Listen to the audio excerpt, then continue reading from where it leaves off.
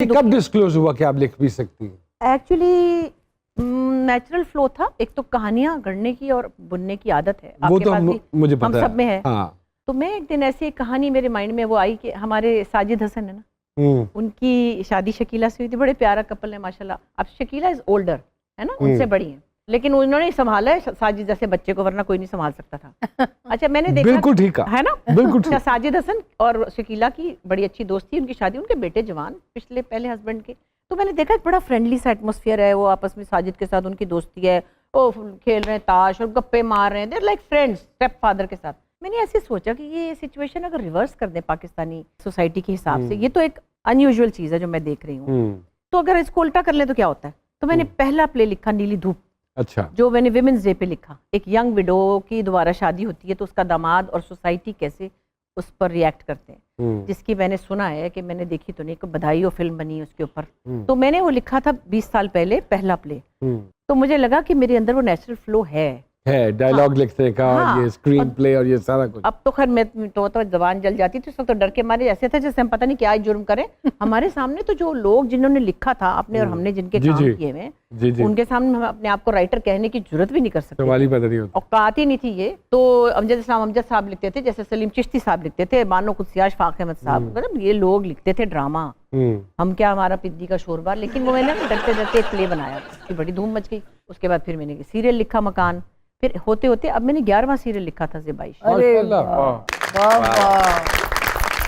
بس ایسے کبھی ابھی 2 آئیڈیاز مزید ذہن میں ہیں جن کو آپ نے کاغذ پہ اتار رہا ہے. لیکن افسوس یہ ہوتا ہے، کسی کو بلیم نہیں کرتی ہوں، زمانہ ایسا ہو گیا ہے کہ آپ کچھ سوچیں اگر تھوڑا سا بھی آڈ، تو اس کے لیے بڑی مشکل ہوتی ہے کہ وہ ریٹنگ اور فلانا، اور پھر ایک کوڑا. آپ سمجھتی ہیں یہ ریٹنگ نے ڈرامے کو افیکٹ کیا ہے؟ بہت بری طرح.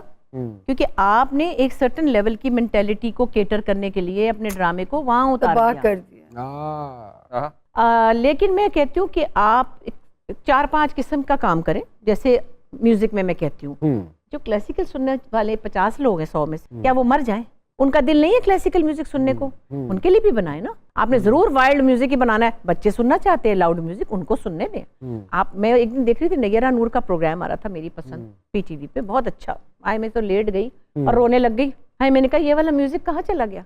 ہم اور آپ وہ سنتے تھے نا، پہلے لوگ انتظار کرتے تھے پی ٹی وی پہ، رات کو 10:30-11 بجے آتا. اگر وہ کوئی 25 لوگ ہیں 100 میں سے، تو ان کے لیے بھی تو سوچیں. ابھی بھی کرتے ہیں ویٹ، لیکن ہوتا کیوں نہیں کرتے آپ؟ یہ والا ڈرامہ بھی بنائیں، وہ بھی چلو بنائیں، ان کو بھی خوش کریں. لیکن ہم کیا کرتے ہیں، سارا ڈرامہ ہی ہم نے روڈ مارا کہ ادھر ہی چلا جائے، کہ ساس نے تھپڑ مارا اور گھر سے کہا نکل جاؤ، اور اٹھا کے اس لڑکی کو وہاں پھینک دیا.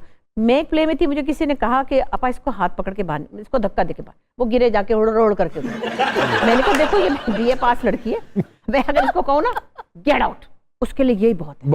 میں اس کو ہاتھ نہیں لگاؤں گی کہ میں اس کو پکڑ کے لے کے کر کے وہاں پھینکوں. مطلب یہ کیا بات ہے، آواز کے بغیر مزہ نہیں آتا. آواز کے بغیر مزہ نہیں. اچھا، آپ مانتی ہیں آپ ہمارے پاکستانی ڈراموں کو دیکھ کر لوگ روتے ہیں اور حقیقت دیکھ کر کہتے ہیں یار یہ سب ڈرامہ ہے؟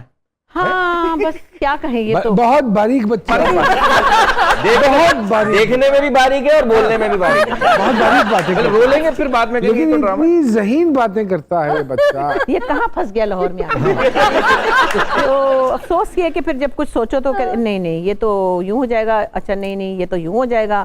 پھر جو ماشاءاللہ ہمارے پاس کریٹیکس آ گئے ہیں اب، واہ واہ واہ کیا بات ہے.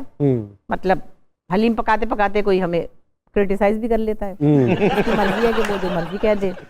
اسی طرف میں آ رہا تھا، سوشل میڈیا کو تھوڑا سا ہم ضرور اپنے پروگرام میں ڈسکس کرتے ہیں، بیکاز سوشل میڈیا جب ہم نے کام شروع کیا تھا اس وقت نہیں تھا سوشل میڈیا، جہاں پہ کچھ چیزوں کے فوائد ہوتے ہیں، نقصانات بھی ہوتے ہیں.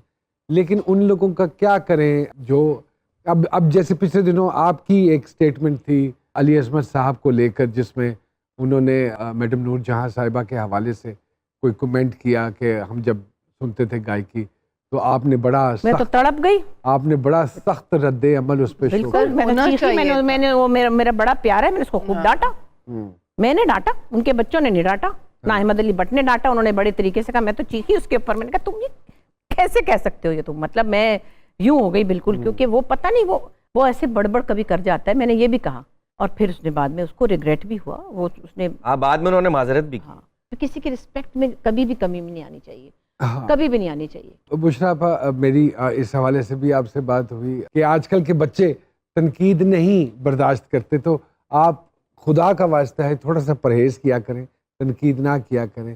تو تھوڑی سی تنقید آپ نے کسی ٹک ٹاکر کے اوپر وہ کی. پتہ کیا ہوا تھا ایکچولی, میں تو بیچاری کو جانتی بھی نہیں تھی, بعد میں پتہ چلا وہ تو بڑی پیاری سی بچی ہے, کوئی بڑی مشہور ہے, اللہ جانے مجھے تو پتہ ہی نہیں. اب اگر مائنورٹیز کے ساتھ آپ کریں گے ایسے تو ہم کچھ برا لگتا ہے نا پھر. اس نے بھی, اور مجھے یہ بھی نہیں پتا تھا کہ اس نے معذرت کر لی ہے. میں کون سی روز ہر وقت بیٹھی اس کے اوپر. آپ کا دل چاہتا ہے کہ ٹک ٹاک بنانے؟ نہیں, توبہ کریں. اس پر مجھے برا لگا کیونکہ مائنورٹیز ہماری ملک کا ایک بہت اہم حصہ ہے.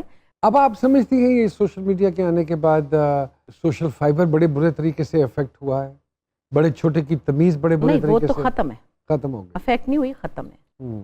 میں کہتی ہوں یہ ویسٹ میں بھی بہت ہے, لوگوں کو, آپ کو پتہ ہے باقاعدہ لوگ ڈپریشن میں چلے گئے ہیں. میں سمجھتی ہوں سب سے زیادہ بڑی بات یہ ہے کہ آپ میرے سے اگر پوچھیں کہ ایک دن کی بادشاہی میں کیا کرنا ہے, میں یہ اپنے ملک سے تو کم از کم یہ سوشل میڈیا اس لیے ختم کروں جس انڈر ڈیولپ کنٹری کو ابھی بہت کام کرنا ہے, بہت پڑھنا ہے. یہ بچے تو پڑھ ہی نہیں رہے, پڑھے بغیر ہی سنے پیسے کماتے رہتے ہیں. ہنسی آتی ہے کہ پہلے ہوتا تھا کہ بڑے ہو کر ڈاکٹر بنوں گا, اب ٹک ٹاکر بنوں گا. 3 چیزوں سے مطلب ہے جنریشن کو, موبائل, چارجر اور ہینڈ فری. ارے تو آپ کا ایک سوال ہے, میں یہ پوچھنا چاہ رہا تھا, آپ کو لگتا ہے کہ کچھ لوگ اس لیے بھی زیادہ پڑھ لیتے ہیں تاکہ وہ دوسروں کا جینا حرام کر سکیں؟ ویسے کئی ان پڑھ لوگ بھی لوگوں کو جینا حرام کرتے ہیں, جیسے یہ کر رہے ہیں. میں آپ کو نہیں کہہ رہی, ویسے کہہ رہی ہوں. جی جی, بلکہ جینا حرام کرنے والے ہوتے ہی ان پڑھ ہیں, بھلے وہ جتنے بھی پڑھے لکھے ہوں. ہاں, مطلب ذہنی طور پہ ان پڑھ ہوتے ہیں, وہ فطری طور پہ ان پڑھ ہوتے ہیں.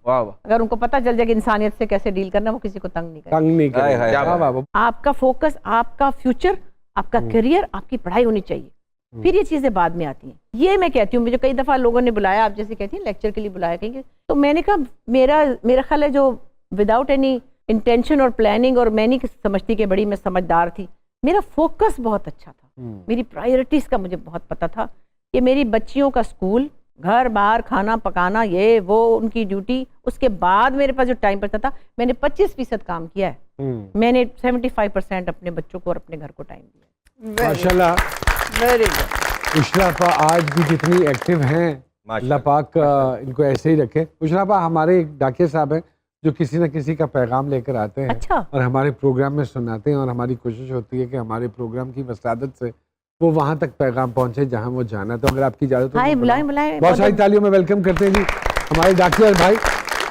ڈاک بابو, السلام علیکم. بہت عرصے سے ڈاک بابو نہیں دیکھے.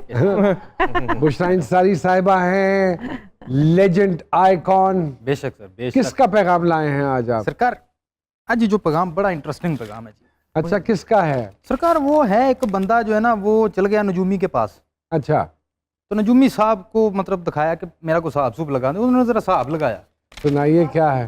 وہ کہتا ہے جی کہ قسمت اپنی تو میں سڑ گیا سی, تائیوں میں نجومی دی دکان چڑھ گیا سی, تے جاندے ہی نجومی دے میں پیر پھڑ لے سی, شکوے میں سارے ذہن وچ کڑ لے سی. اچھا, تے آکھیا نجومی نے کہ ہونا پریشان نہیں, دنیا دی گلاں ول دینا تو دھیان نہیں.